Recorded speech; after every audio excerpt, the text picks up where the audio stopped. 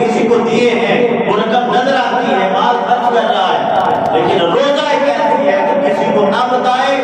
تب بھی اس کو پتا ہے، اگر بتا دے تب بھی اسی کو پتا ہے کہ روزہ رکھا ہے یا نہیں۔ وہ جانتا ہے اور اللہ رب العزت کی ذات جانتی ہے کہ اس بندے نے روزہ رکھا ہے یا نہیں رکھا، اور رکھا ہے پھر کس نیت سے رکھا ہے۔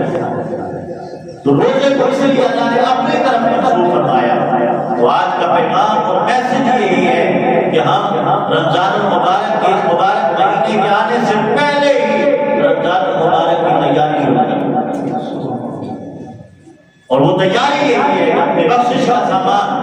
سوچ لیں کہ ہم نے کیسے روزے رکھنے ہیں، کس طرح عبادات کرنی ہے، کس طرح تراویح کا اہتمام کرنا ہے، کس طرح قرآن پاک اپنا شگون بنائیں۔ اپنے روزگار کے حوالے سے، اپنے کاروبار کے حوالے سے بھی سوچتے ہیں، تو کیوں نہ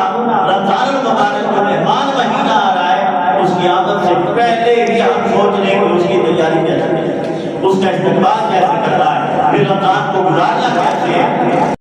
کے ساتھ رمضان المبارک کے روزے رکھ لیتا ہے، اللہ تعالیٰ گزشتہ گناہوں کو معاف فرما دیتا ہے۔ اور یہاں تک آقا علیہ السلام نے ارشاد فرمایا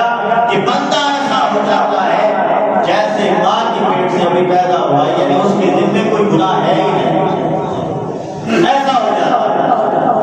اور پھر اللہ رب العزت کیا فرماتا ہے، کوئی بندہ باقی عبادتوں کے متعلق اللہ نے یہ نہیں فرمایا کہ یہ میرے لیے ہے میں اس کا اجر دوں گا، لیکن روزہ کے لیے اللہ رب العزت نے ارشاد فرمایا روزہ میرے لیے ہے اور اس کا اجر بھی میں عطا کروں گا، تو اس کا اجر بھی میں عطا کروں گا۔ وہ اجر کوئی بتا نہیں سکتا۔ نماز کا اجر ہمیں معلوم ہے کہ کوئی کہتا ہے اکیلے پڑھو تو 1 گنا،